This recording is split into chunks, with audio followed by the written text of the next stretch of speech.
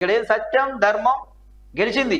Supreme తీర్పును గౌరవించి పిఠాయింపు ఎమ్మెల్యేపై speaker వేడి వేయాలి. రాజ్యాంగం పట్టుకొని నీతులు చెప్పే రాగుల మాటకి కట్టుబడి ఉండాలి. 10 చోట్ల ఉప ఎన్నికల ఖాయం. కేటీఆర్ ఈయన కేటీఆర్ మాట్లాడుతున్నాయా? ఈయన సక్కమైన ఆయన కేటీఆర్ గురించి చెప్తాం. మీరు చేసింది ఏంటంటే గతంలో మీ ప్రభుత్వం ఉన్నప్పుడు ఏం చేశారు?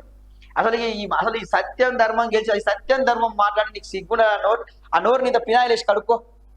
కేటీఆర్ ఇంత పినాయిలేసి కడుక్కోవాలా నోటిని?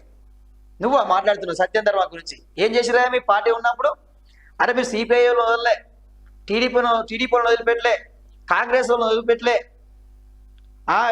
ఇంద్రకాంత్ రెడ్డి అని కూడా గెలిచిన ఆయన ఏంది బీఎస్పీ నుంచి. అరే గాయన కూడా మీరు వదిలిపెట్టలేదు, బీఎస్పీ నుంచి కూడా మీరు వదిలిపెట్టలేదు.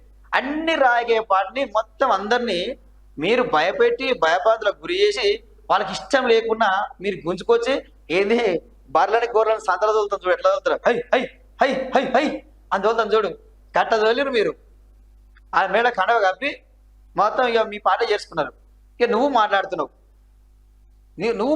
ఆ మాటలు. ఇక పార్టీ పిటాయింపుల గురించి ఇక నువ్వు మాట్లాడుతున్నావు. ఏమంటారు చూడు, దయ్యాలు వేదాలు గురించినట్టు ఉంది నీ మాటలు వింటే. ఈ మాటలు మాట్లాడితే నవ్వొస్తుంది.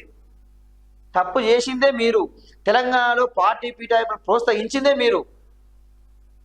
మరి మీరు మాట్లాడుతున్నారు ఇక దాని గురించి.